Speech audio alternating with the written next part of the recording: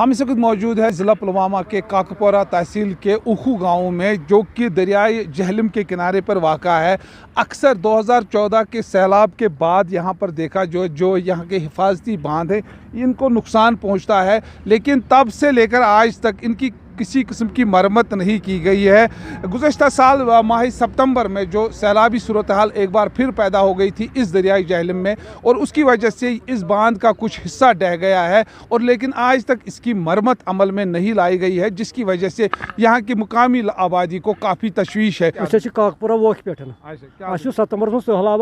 bond नीर वह 15 गाँव बांड यह रिस्कित ग बोन कुन गुजारिश कर बन कन्न गोंड बराई कर यह बांध चलान 15 गाँव अम खतर अहन बे खलान सेख ये चलान अम सतम यंदर लगम अम स्रोन ग पे चलान बांडे 7 फुट ग सान रत पे पता चलान बांडे यह गुजारिश कर गो बांड लगन काकपुर वोख पे जनाब 14 पे वोत यह बांड गोमुत योर सेख खालान ये 2 फुट गोमुत सैर ये खतर जनाब ये जबरदस्त गसान योर 30 गाँव योर खत्म ये दीतो मेहरबानी कर अपील करान दीतो ये मेहरबानी क्रेट या दीतो ये कुछ किस्म कह काकापोर पति वोख पे नामी शान खन यह किताबन मज दर्ज जनाब मोहतरम कंजल खन